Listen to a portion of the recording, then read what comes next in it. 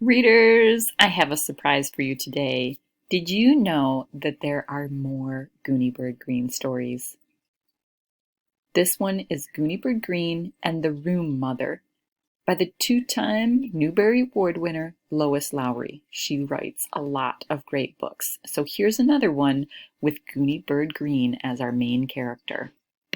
So something about chapter books is that there often aren't a lot of pictures besides the cover, and especially not very many colored pictures usually.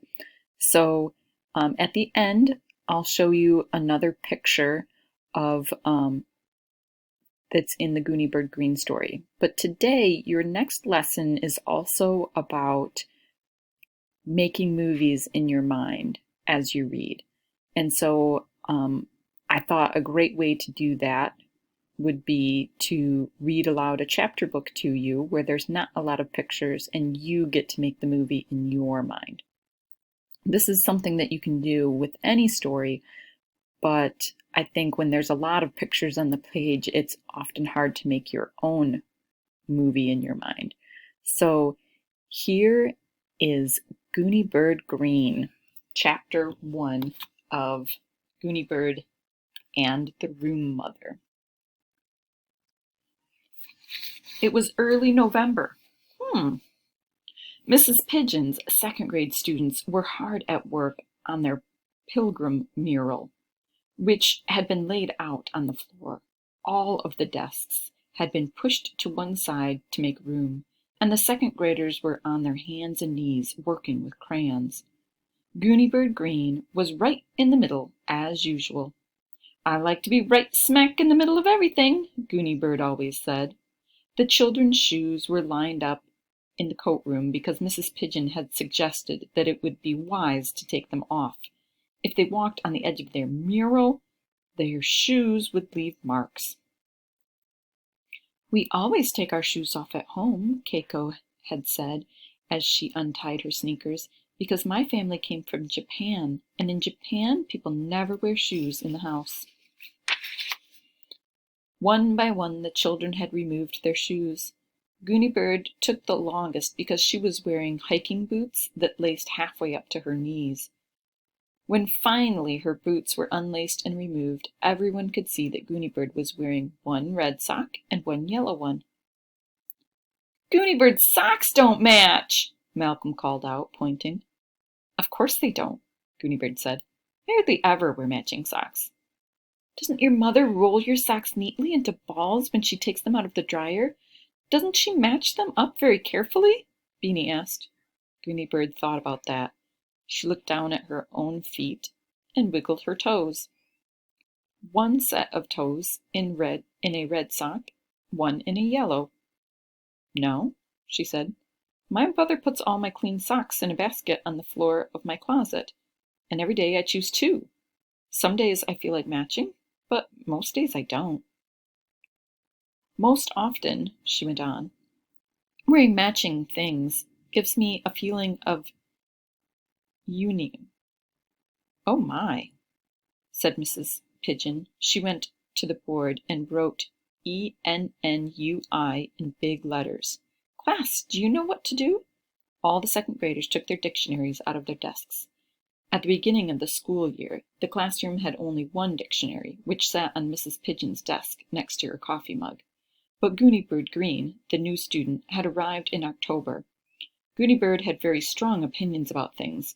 She had brought her own very large dictionary from home. On her first day in the classroom, she announced that she thought that every second grader should have a very large dictionary. Mrs. Pigeon, who was not accustomed to Gooney Bird yet, smiled. "We've always just used this one," she said, picking up the dictionary from her desk. It was slightly dusty. The school provided it, and it's pretty old, but the school budget doesn't allow for bigger or better dictionaries. "If someone provided newer, more interesting dictionaries, one for each child, would you use them?" Gooney Bird asked. Mrs. Pigeon laughed. "Yes," she said, "of course I would." "Give me 1 week," Gooney Bird said. Exactly 1 week later, a very heavy box containing 22 very heavy dictionaries was delivered to Mrs. Pigeon's classroom by a man who had tattoos and big muscles. He brought the box in on a wheeled dolly. That's what they call the cart that has the wheels, two wheels, and you can tip it back and push it. That's a dolly. "How on earth did you accomplish this, Gooney Bird?" Mrs. Pigeon asked as she unpacked the dictionaries and passed one to each student. "I planned my work," Gooney Bird said, "and then I worked my plan." "What was your plan?" Barry Tuckerman asked as he examined his thick new dictionary. "First, I put on the right outfit."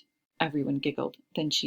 They had known Gooney Bird Green for only a short time, but each day she had worn a different outfit, and some of her outfits were amazing. "What did you wear?" asked Keiko. "Pajamas and cowboy boots?" That was what Gooney Bird had worn on her first day of school. "Of course not. This was for a business-like visit. I wore my long, black, up-to-the-elbow gloves, my silver, wet-look ski pants, a T-shirt with a picture of Albert Einstein on it, and my straw hat with a small artificial flower. I think the flower is a camellia. And where did you go wearing your businesslike outfit?" Mrs. Pigeon asked. She handed a dictionary to Tricia and reached for another. "I went to the public library. We only just moved to the town of Water Tower, as you know, but my parents have always told me that the public library is one of the first places you must visit in a new town. So I did that." "Wearing your hat with the camellia?" Mrs. Pigeon asked. "Yes, of course.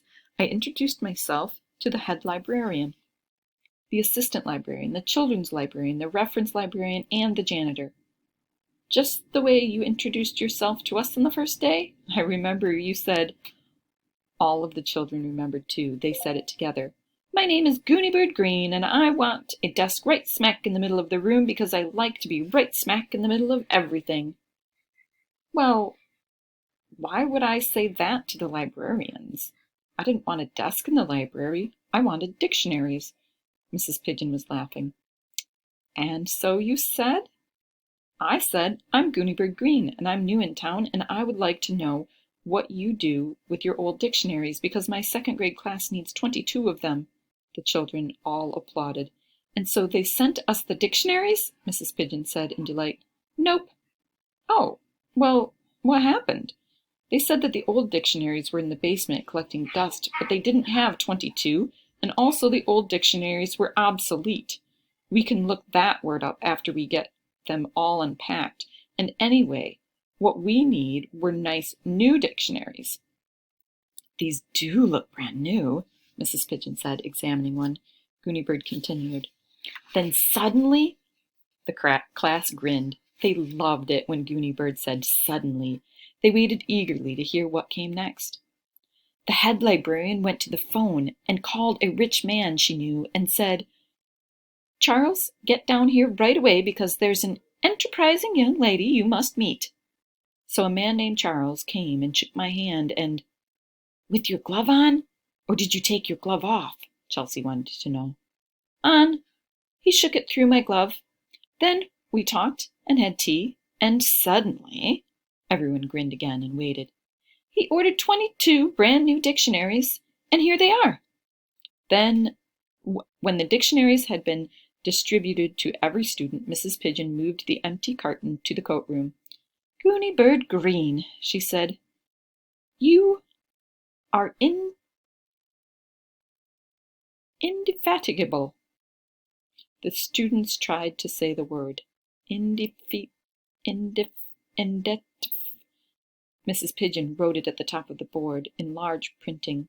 "Class," she said, "get out your dictionaries. We will have a lesson in dictionary use." Here she is with the man that she had tea with to get the dictionaries. All right, so there were some new vocabulary words in this chapter. As you could tell, one of them was even tricky for me to say. So, in the next chapter, we'll learn what some of those words mean. So I hope you were able to make pictures in your mind about what was happening with Gooney Bird and her class and unpacking the dictionaries. And maybe you could see it all happen the way Lois Lowry wrote it with such great detail.